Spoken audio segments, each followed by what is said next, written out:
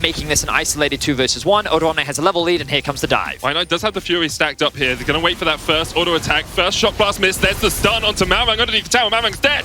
And what is it with top laners in Europe and outplaying dives? White Knight survives. Will fall to the final auto attack. Odo's going to take one tower shot from the tower, and like actual fighting has happened in this game. And oh, it was Zanzaro looked for the flash snipe but couldn't get it. Malrang now puts the subjugate down, has already picked up the Eye of the Herald. Will fall. White Knight will get the kill, but the Herald was secured by Malrang. Ooh, oh, it interrupts it. And Kobe has no summoners, nowhere to go. Flame Chompers once again a little bit short, but this will be gifted over to Comp. Ooh, ever so slight mistake there from Kobe, backing in the middle of the lane. Would have for an organization that pretty consistently finished top 3 is Odoamne. White Knight picks up the bounty. Odoamne thought he could take the trade, but the Heartbreaker will find its mark. Zanzar, the comedy duo act, right? We can't do jokes by ourselves.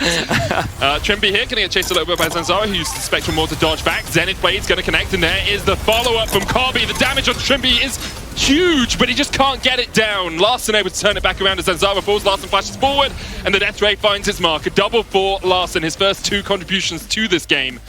And now Odoamne and Malrang are chasing White Knight and Dayor out. Larssen on his way down. Comp will take the tower in the mid lane. Trimby with an ultimate available to him. Very low on HP, but I've seen support sacrifice themselves for the good of the team in this sort of situation. Dominus now popped by White Knight as Larssen continues to work his way around. He doesn't have his ultimate, but he knows that Astralis, they're in a defensive position right now. They're looking to retreat. Oh, Malrang is here. Do they stop the backs? Dayor's going to stop it now. Gravity Field coming down. Dayor able to use the Twilight Shroud to get away. Malrang underneath the tower is able just to walk forward, walk back, and escape with the rest of Rogue. Well, I will to look for it. The TP comes through. Well, the Dragon's already down, and so is Promiscue, and I think perhaps they should have given that one up. The TP did come in, as you say, from White Knight. He's going to dodge across the wall, but Rogue are on the chase, and Trimby still has the quickness.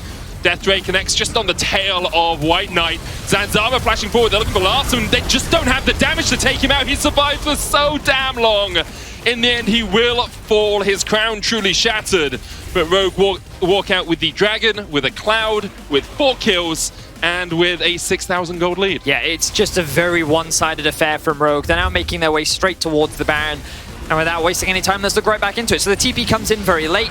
Jhin isn't quite in position yet. That means the Promiscue, the engage, suddenly disappears. And with the Dragon gone, Rogue know that they can just commit to the fight. Kobe is completely zoned away. And look at this gravity field that comes out from Larssen, forcing Astralis members to be in a very sticky situation. Zanzaro comes over, Dayor commits the flash. The Crown soaks up a lot of damage along with the Guardian, but with the Chaos Storm sitting on top, with Comp very safely in a position, the Odoamne damage as well.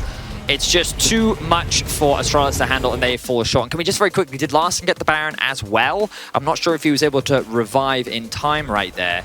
We'll have a look when he comes back on us. He did. So all 5 members of Rogue even got the Baron, even though Larssen died as well. So just Rogue showcasing a very dominant performance, and I will say that when we saw Astralis' previous games, they were pretty competitive. They were quite up and down, quite messy. We saw them actually going toe-to-toe, but I feel like they love the team so far in this... Oh! He's still likely to die here. The Crown won't save him. A great stun off the back of it, though, as Trimby goes forward.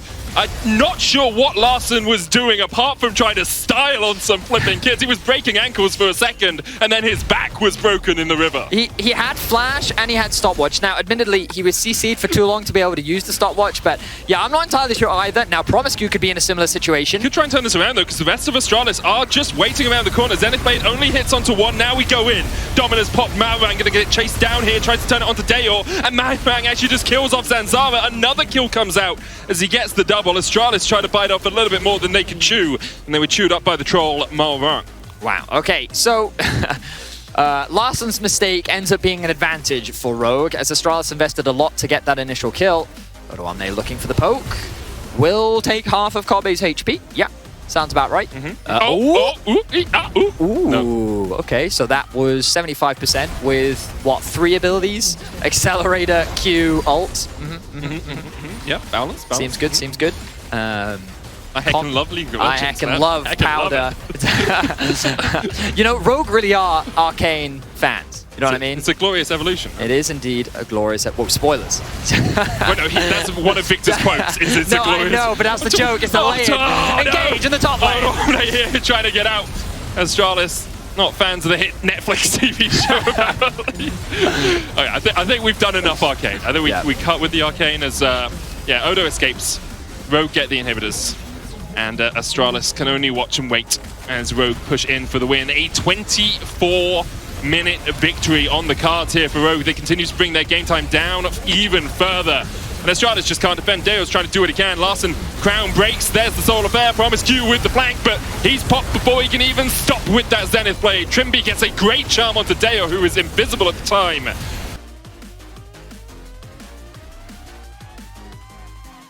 Survive. Deo will not, as he is killed off by Larssen. The curtain's open, but it's curtains as Rogue will be the first team to go undefeated in the LEC Week 1.